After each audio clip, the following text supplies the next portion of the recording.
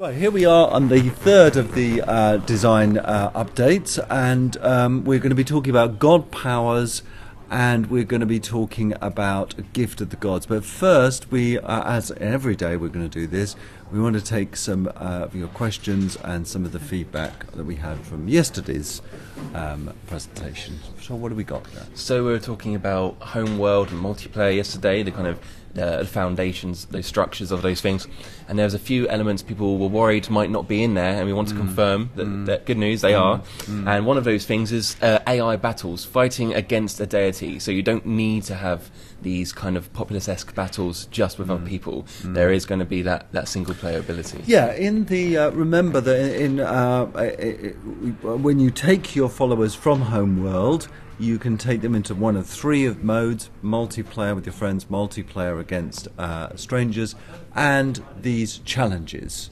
We've decided not to call them crusades, haven't we? No, we want to be politically correct and respectful. We're worried that we're going to have the placeholder titles. Yeah, placeholder titles. So it's the challenge mode or something. Yeah. Now this is going to be, we're going to script it. It's going to have AI in it. There's going to be AI-driven gods. Some of those gods are going to challenge you. Remember, in GODUS, you can be the god you want to be, not the god we want you to be. So you can be cruel or kind, and we're going to sculpt the challenges around that.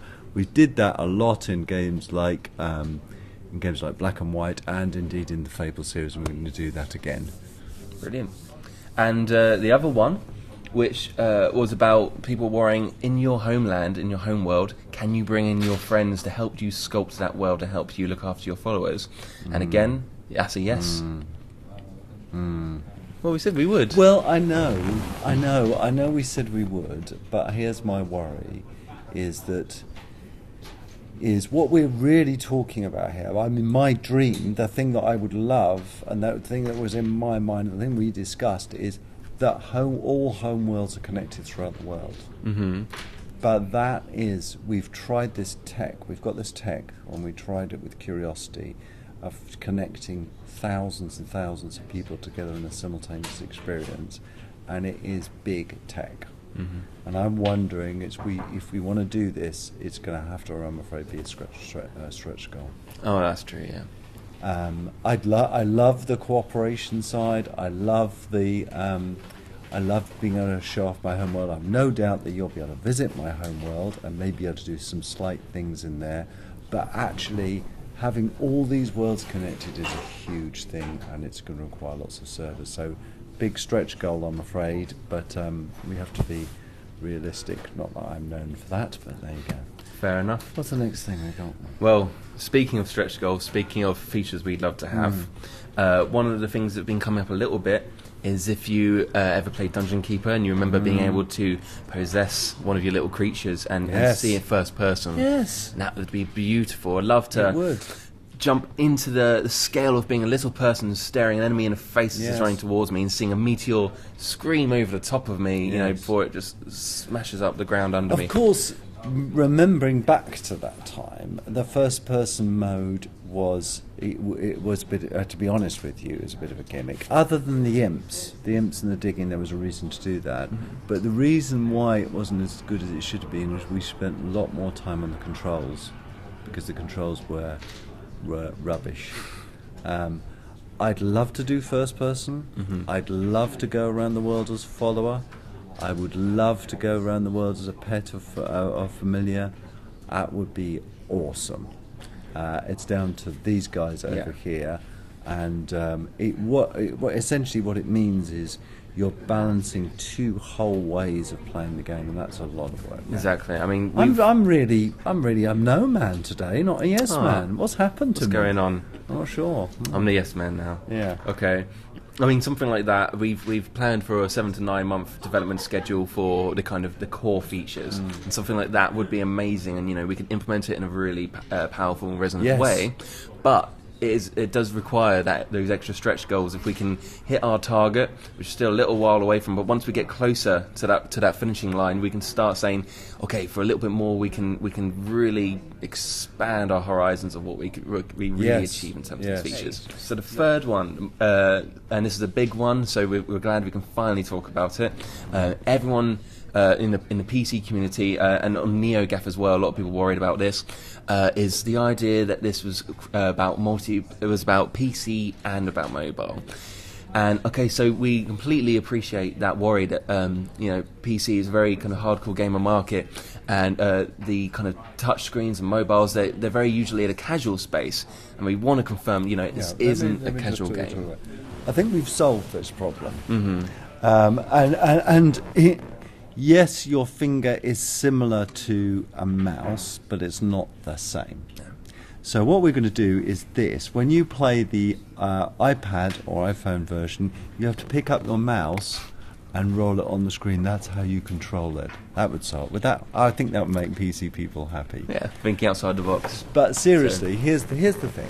The original Populous, the original Dungeon Keeper, the original, even the original Black and White, was actually converted onto a lot of different formats. Populous was converted from a mouse, it was converted to a controller, it was converted to all sorts of different input devices. So we're quite experienced with doing this, but our main focus at the moment is to get the mouse right. Yeah. That is our main focus, it's our obsession. When we're thinking about, well, I've talked about nudging the land, we're thinking about how it feels on the mouse. We kind of, we'll also secondary think about how it feels with your finger. But I think if we just said, oh, well, the mouse is the same as your finger, we'd be idiots. So we're really focusing on that mouse, making sure that the mouse feels tactile. I love that mouse input device. I still think that balancing and refining it in the right way is just going to give us a wonderful, wonderful game. So PC players, don't worry about it. Mobile and tablet players, absolutely, it's going to be a delightful interface, but definitely the PCs. Yeah, so we're not thinking of it as a way of dumbing down for a casual market. We're thinking of it basically an alternate input device. Yes. I mean, we want to be able to raise mountains with our fingers, and we also want to be able to do it with mouse.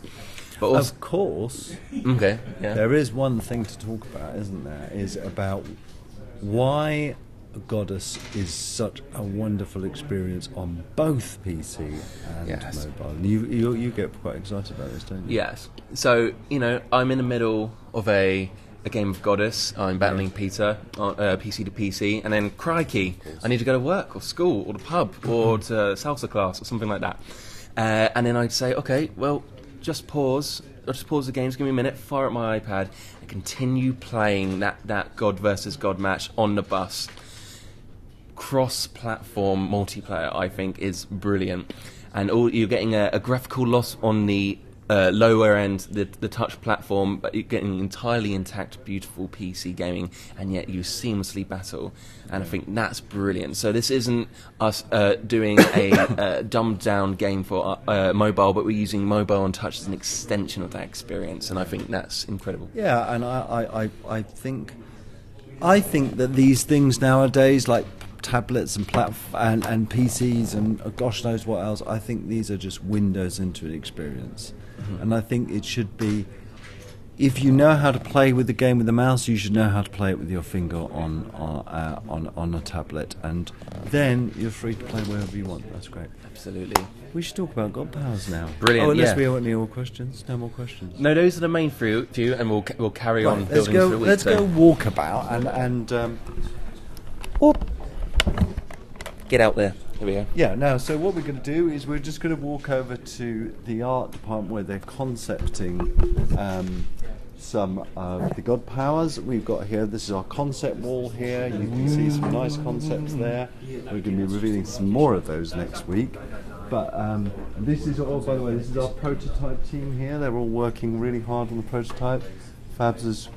How's it going, Fabs? Pretty well, actually. Pretty well. There's the quote. Will we be able to play it before the end of our Kickstarter? But the prototype? Maybe. I'm going to take that as a yes, because I'm a positive person. Right, here we have the artists. So, we've been thinking a lot about God powers. Now, it's all about that incredible feeling of being a god. When you click that mouse and fire off that volcano, where you swipe the mouse or your finger and throw tornadoes, that's going to feel fantastic. And you can just see some of the concept shops coming through. We really love that feeling of fire. Fire is a brilliant thing. And there's a little tiny feature in black and white that excited me hugely, and that was fire is thermodynamic. It gives off heat, and that means if it burns a tree, then another tree will burn. Anyway, we'll go into that when we go into more details next week. So that's a meteor strike. Here we've got a volcano, and you can just you can see the excitement there. We're hoping for, and it hasn't been put in yet, we're hoping for some fluid dynamics to get the fluid flowing down the side of the hill. And then just over here, we've got a little sneak peek at what some of the battles are going to feel like. Look at that! It's amazing! Don't get too excited, but yeah. It's not only the god powers that you can cast, it's not only the volcanoes, it's how your people react. How your followers react to those emergencies that are nice. So great. So we've got some fantastic destructive powers. Let's go and talk a little bit about gift of the gods. So you can use your destructive powers if you've got enough belief in your people anytime you like. But it's gift of the gods that you use your belief to create these gifts which you give to people. And those gifts of the gods are things like weapons. It's giving your people the knowledge of weapons. You know, the sword of Artemis, that's what we were inspired by.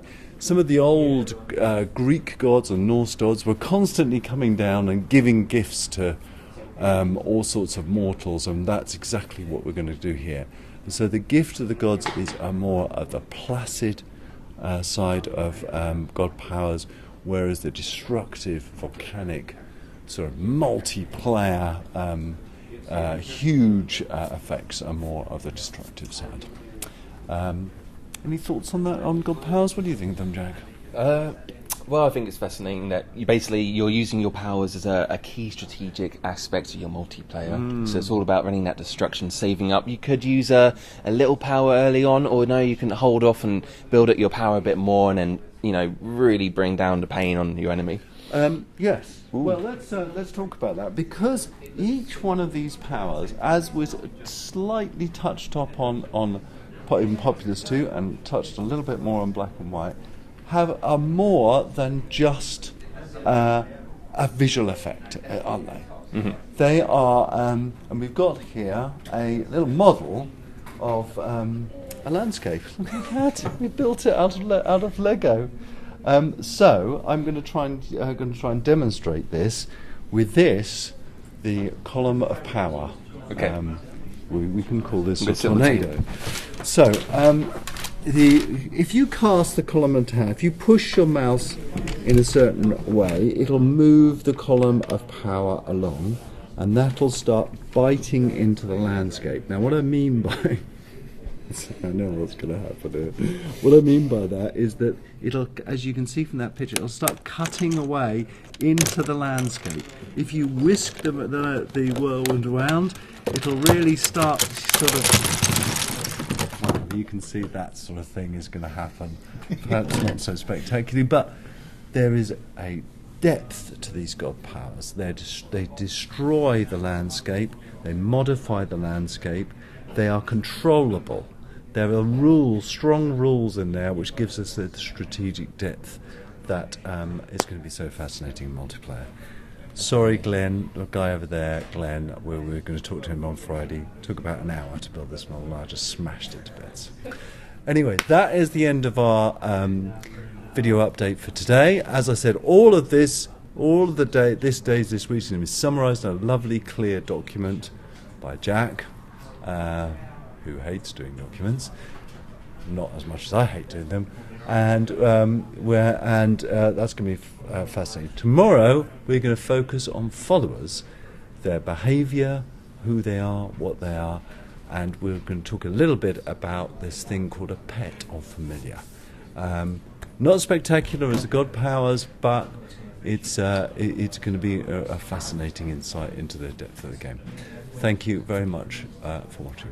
Cool, and keep letting us know what you think about these videos every day. And we'll Exactly, answer them every day. exactly. We're going to spend tonight looking at NeoGAF, by the way, and seeing what things they say on there, so we might have some real responses from that. Thanks very much, everyone. Rock and roll.